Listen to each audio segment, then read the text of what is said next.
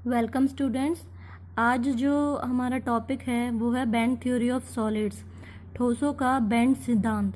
तो band theory of solids में आप टॉपिक से ही समझ सकते हो कि इसमें बैंड्स के बारे में बताया जाएगा कि जो सॉलिड्स हैं या ठोस हैं उनमें बैंड थ्योरी किस तरीके से अप्लाई होती है। तो जो सॉलिड हैं उसमें क्या है, वैलेंस बैंड और कंडक्शन बैंड, दो तरीके के बैंड हैं। कंडक्शन बैंड को चालकता बैंड बोलते हैं और वैलेंस बैंड को संयोजकता बैंड बोलते हैं। कंडक्शन बैंड को चालकता बैंड बोलते हैं। इस चीज़ का आप ध्यान रखना। तो इसमें जो एग्जाम्पल है वो लिया है सिलिकॉन का। तो सिलिकॉन का एटॉमिक नंबर 14 होता है और उसकी इलेक्ट्रॉनिक कन्फिग्रेशन जब हम लिखेंगे तो इस तरीके से लिखेंगे, तो 14 इलेक्ट्रॉन्स यहाँ तक कंप्लीट हो जाएंगे। लेकिन अगर हम देखें तो इसकी वैलेंस शेल क्या बनेगी, ये बनेगी 3 है, इसलिए जो वैलेंस शेल है वो ये पूरी होगी। लेकिन डी में क्या है, कोई इलेक्ट्रॉन नहीं है, लेकिन इस पूरी को हम क्या बोलेंगे, वैलेंस शेल बोलेंगे। तो इसको हम किस तरीके से दिखाएंगे, इस तरीके से दिखा रहे हैं। जो हमारे 3s और 3p है वो क्या है, काफ़ी पास में है एक दूसरे के, इस तरीके से वो प्लेस कर देंगे। और ये क्या है, इनमें इलेक्ट्रॉन्स हैं तो ये भरी हुई है, इसलिए इसको डैश डैश इस तरीके से करके लाइन से दिखाया हुआ है। 3d जो ऑर्बिटल है वो थोड़ी सी गैप में दिखाई हुई है क्योंकि उसमें इलेक्ट्रॉन्स नहीं है, वो खाली है, एम्प्टी है। तो जो खाली होती है चीज़ वो हल्की होती है, तो इसलिए उसको ऊपर दिखाया है, और जो भरी हुई होती है उसको नीचे दिखाया है। तो जो ये फील्ड ऑर्बिटल्स हैं इनको ये क्या बनाएंगी, वैलेंस बैंड बनाएगी, मतलब कि संयोजकता बैंड। और जो ये एम्प्टी ऑर्बिटल्स हैं ये क्या बनाएंगी, कंडक्शन बैंड, मतलब चालकता बैंड ये बनाएंगी। तो इनके बीच का जो एक गैप है इसको फॉरबिडन गैप बोलते हैं, या फिर सिंपली गैप बोल सकते हैं, या एनर्जी गैप। ऊर्जा की वजह से क्या है, ये रिक्त स्थान बना हुआ है यहाँ पर।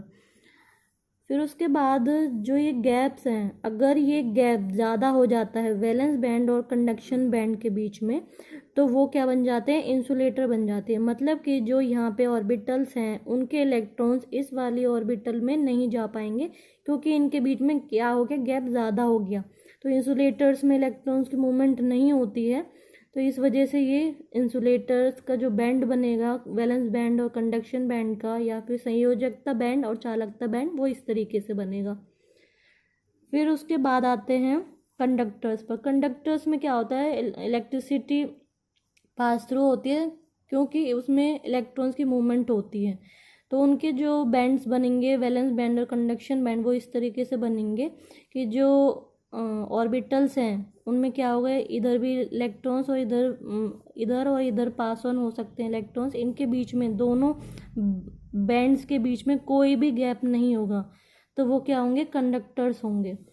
उनके बीच में यहाँ पर क्या हो रही है, ओवरलैपिंग हो रही है दोनों बैंड्स के बीच में। तो ये एम्प्टी बैंड है, ये फिल्ड बैंड है, फील्ड वैलेंस बैंड, और ये एम्प्टी कंडक्शन बैंड है। यहाँ पे इसमें ओवरलैपिंग हो रही है, तो ये बैंड जो है कंडक्टर्स के लिए बनता है। अब आते हैं सेमीकंडक्टर्स के लिए। तो सेमीकंडक्टर्स में जो ये वैलेंस बैंड है और कंडक्शन बैंड है इनके बीच में बहुत कम गैप होगा, स्मॉल एनर्जी गैप होगा।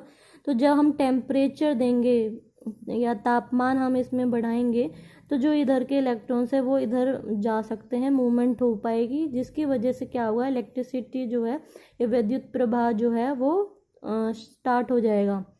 तो ये तीनों बैंड्स जो हैं वो बैंड थ्योरी में यही बताया गया है कि सेमीकंडक्टर में किस तरीके से, इंसुलेटर में और कंडक्टर्स में किस तरीके से जो बैंड्स हैं वो बनते हैं। जो कंडक्टर्स होते हैं उसमें क्या होता है, जो संयोजक बैंड है आंशिक रूप से भरे होते हैं और कंडक्शन बैंड के साथ अतिव्यापन करते हैं। तब विद्युत धारा प्रवाहित करने पर इलेक्ट्रॉन सरलता से गति करने लगते हैं। मतलब इलेक्ट्रिसिटी जब प्रोवाइड करेंगे तो ये जो इलेक्ट्रॉन्स हैं वो सरलता से अपनी मतलब गति करते हुए धातु वैद्युत चालकता प्रदर्शित करते रहेंगे। और फिर आते हैं हम इंसुलेटर पर। इंसुलेटर में क्या होगा, जब संयोजक बैंड तथा कंडक्शन बैंड जो है हमारा, उसके बीच में जो ऊर्जा का अंतर है, मीन्स जो एनर्जी गैप मैंने बताया, ये क्या होगा, अधिक होता है, और इलेक्ट्रॉन की जो संयोजकता बैंड से कंडक्शन बैंड में आसानी से वो नहीं आ सकते, जिसकी वजह से धातु में जो विद्युत प्रवाह है वो नहीं हो पाएगा, तो इसलिए इनको विद्युत की कुचालक बोलते हैं। फिर आते हैं हम सेमीकंडक्टर पर। जो संयोजक बैंड है तथा कंडक्शन बैंड है, उनके बीच में ऊर्जा का जो अंतर है वो काफ़ी कम होता है। तब कुछ इलेक्ट्रॉन संयोजक बैंड से कूदकर कंडक्शन बैंड में चले जाते हैं, जिससे जो धातु का जो विद्युत चालकता है वो प्रदर्शित होती है। तो इसीलिए इनको धातु के अर्धचालक बोलते हैं, या धातु अर्धचालक ये होते हैं। तो ये थी हमारी बैंड थ्योरी या ठोसों का बैंड सिद्धांत।